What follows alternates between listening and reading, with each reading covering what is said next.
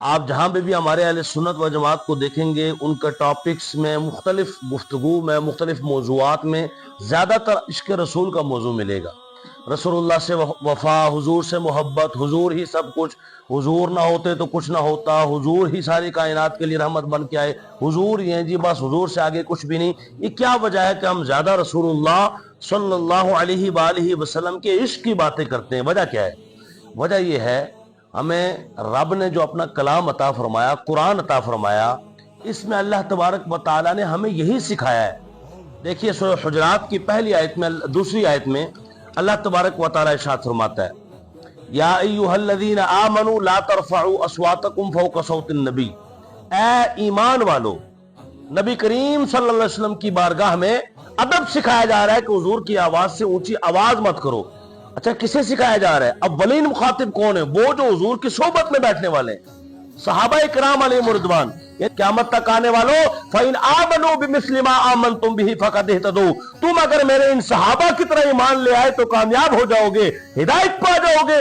جن کے ایمان پر اللہ مہر تصدیق ثبت فرمائے اور ان لوگوں کو جو قیامت تک آنے والے ہیں ان جیسا ایمان لانے کی اللہ بات کرے، ان سے اللہ فرماتا ہے لا ترفعوا اصواتکم فوق صوت النبی، کیونکہ تم میرے محبوب کی بارگاہ میں ہوتے ہو، پہلے تمہیں ادب سکھانا ہے، میں نے پہلے تم سے ادب کی بات کرنی ہے، کیونکہ صبح قیامت تک لوگ تم سے ہی ادب سیکھیں گے، لوگ تم سے ہی نسبتیں رکھیں گے، اس لیے تم پہلے مصطفیٰ کی بارگاہ میں بیٹھنے والے ہو، ایسے بیٹھنا جیسے میں آرڈر دے رہا ہوں۔ لا ترفعوا اصواتکم، اپنی آواز بھی اونچی نہ کرنا۔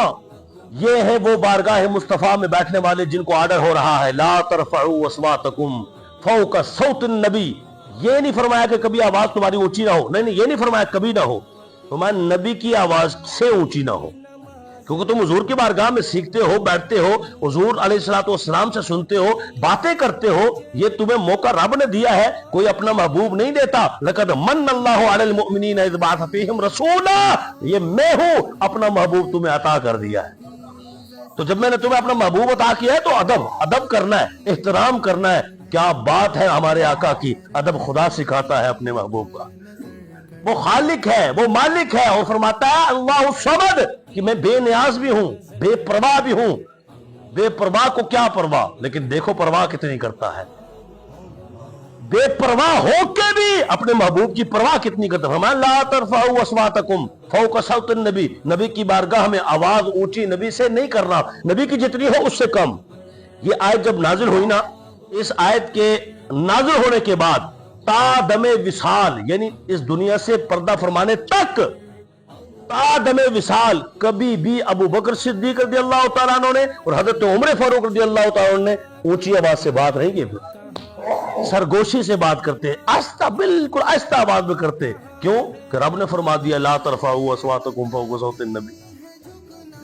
اور بکر صدیق رضی اللہ تعالیٰ کے حوالے سے امام بزار نے المسند میں حدیث نمبر 56 میں یہ بات لکھی ہے کہ ساری زندگی آپ نے پھر اونچی آواز میں بات نہیں کی، اور اس کو حدیث کو امام حاکم نے صحیح لکھا ہے۔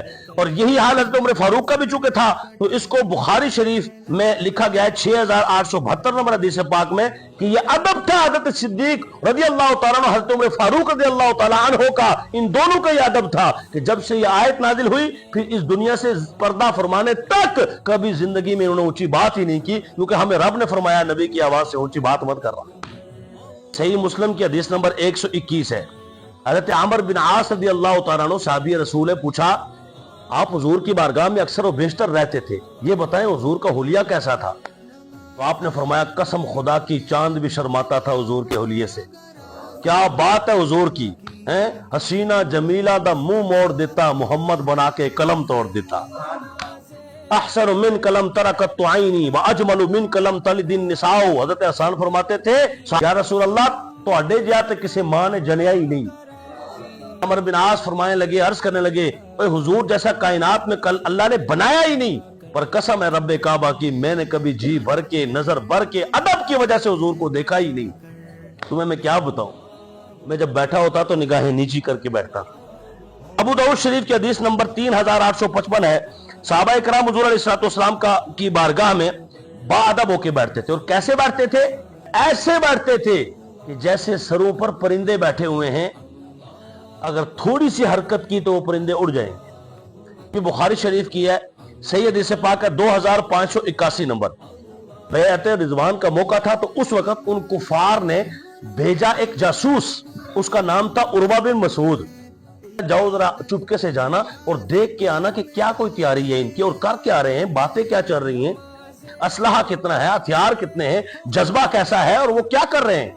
عروہ بن مسعود آئے، آ کر رہ کر واپس گئے، اور انہوں نے پوچھا ہاں ہو آئے ہو؟ کہا ہاں جی ہو آئے ہو۔ کیا دیکھا ہے؟ کہا میں گیا ہوں، میں عجیب سے معاملات میں نے دیکھے ہیں۔ حضور علیہ الصلوۃ والسلام نے حجامت کروائی، بال مبارک کٹوائے۔ جب حضور نے بال کٹوائے تو کسی صحابی نے ایک بال بھی حضور کا نیچے نہیں گرنے دیا، سب نے بال اپنے پاس رکھ لیے، اور ایسے لگتا تھا جیسے آپس میں لڑ پڑیں گے، اتنا زیادہ ہر ایک کو حضور کے بال محبوب تھے۔ ہر کوئی چاہتا تھا کہ حضور کا ایک بال بھی مل جائے اور میں اس کو اپنے پاس رکھ لوں۔ کہا اچھا بڑی بات ہے۔ کہا اس سے آگے سنو، وہ جب وضو کرتے تھے نا، وضو کا تو پانی سے ہوتا ہے، تو پانی کا ایک قطرہ میں نے دیکھا وہ نیچے نہیں گرنے دیتے تھے، اپنے ہاتھوں پہ مل لیتے تھے، اور جس کو نہ ملتا وہ دوسرے کے ہاتھوں پہ رگڑ کے اپنے چہرے پہ مل لیتا تھا۔ اللہ اکبر، اس کی مثال اسے بھی کوئی دے سکتا ہے؟ ماں سے بھی بڑے بڑے لوگ محبت کرتے ہیں، کبھی ماں کے وضو کا پانی کسی نے چہرے پہ ملا ہے؟ اس سے بھی اگلی بات عروہ بن مسعود کہتے ہیں سنو، اس سے بھی اگلی بات۔ کہا اچھا وہ کیا ہے؟ کہا وہ جب لعاب دہن پھینکتے تھے تو وہ لعاب دہن بھی نہیں گرنے دیتے تھے، اپنے ہاتھوں میں اٹھا لیتے تھے۔ وہ تو ایسے دیوانے تھے حضور کے۔ ان سے کبھی جنگ نہ کرنا، جو اپنے نبی کے بال نہیں گرنے دیتے، وہ اپنے نبی کو کیسے گرنے دیں؟ صحیح بخاری حدیث نمبر 4092 ہے۔ حضور نبی دو عالم صلی اللہ علیہ وسلم مال غنیمت تقسیم فرما رہے تھے، اور مال غنیمت تقسیم فرماتے فرماتے ایک بندہ آیا، اس نے آ کر حضور علیہ الصلوۃ والسلام کی بارگاہ میں بے ادبی کر دی۔ آپ جو ہے مال ٹھیک تقسیم نہیں کر رہے، یہ نہیں کر رہے، استغفر اللہ العظیم، اس طرح سے بے ادبی کرنا شروع کر دی۔ عمر فاروق بول پڑے، یا رسول اللہ میں آرڈر دیو، میں تون بڑھ کے نہ رکھ دیا۔ میں نہیں، اس کو مارنا نہیں ہے، بس چھوڑو، رہنے دو۔ یہاں تک کہ وہ بندہ وہاں سے چل دیا اور حضور کو پشت دے کے چلا، حضور کو پیٹھ دے کے ایسے چلا، تو عمر فاروق کو پھر غصہ آیا، یا رسول اللہ یہ پشت دے کے چل رہا ہے؟ کہا ہاں میرے صحابہ اسے دیکھ لو، غور سے دیکھ لو اس بندے کو۔ پھر حضور علیہ الصلوۃ والسلام نے اس کی نشانیاں بیان فرمائی، دیکھ لو اس کو، فرمایا یہ دیکھ لو، اس کا سر منڈا ہوا ہے، اس کے گال ابھرے ہوئے ہیں، داڑھی گھنی ہے، آنکھیں دسی ہوئی ہیں، تہبند آدھی پنڈلی تک اٹھا ہوا ہے۔ آج بھی کئی لوگ تہبند جو ہے نا آدھی پنڈلی تک اٹھاتے ہیں، تہبند آدھی پنڈلی تک اٹھا ہوا ہے، فرمایا اسے دیکھ لو۔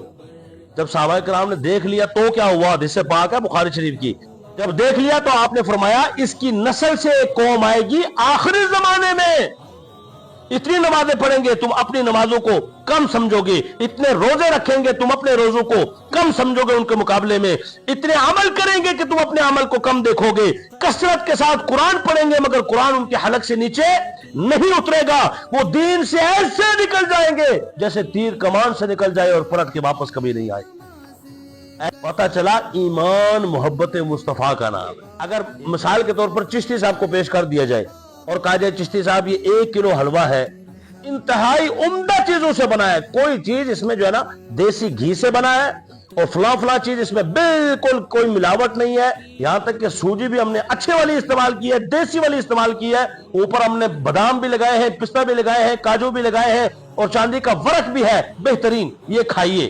جب یہ کھانے لگیں تو اس وقت بندہ کہے ہاں ایک ہے کہ بالکل کلو باقی ٹھیک ہے، صرف 1 گرام اس میں زہر ہے، ایمان سے بتائیں کھائیں گے؟ کیوں چشتی صاحب؟ کہیں گے بھائی باقی کام کرے نہ کرے اینے کام کر دینا ہے میرا، 1 کلو پتہ نہیں کام کرے گا، جان بنائے گا یا نہیں بنائے گا، 1 گرام نے جان کاٹ لینی ہے۔ یہ ہم کہتے ہیں کہ لوگ کہتے ہیں فلاں کو دیکھو مسجد تو اس نے بنائی ہوئی ہے نا، نماز تو اس پڑھ رہا ہے نا، زکوٰۃ تو وہ بھی دیتا ہے نا، حج تو وہ بھی کرتا ہے نا، آخر کلمہ وہ بھی پڑھتا ہے نا، آخر یہ بھی کرتا۔ ہم نے کہا سارا ٹھیک ہے بھائی، بادام بھی ہے، کاجو بھی ہے، پستہ بھی ہے، چاندی کا ورق بھی ہے، مگر کیا کرے 1 گرام بے ادبی کا زہر بھی تو ہے نا، وہ سارے کا سارا کام کرے نہ کرے کوئی پتہ نہیں، مگر اس 1 گرام نے ایمان برباد کر کے جہنم کا مستحق بنا دینا ہے۔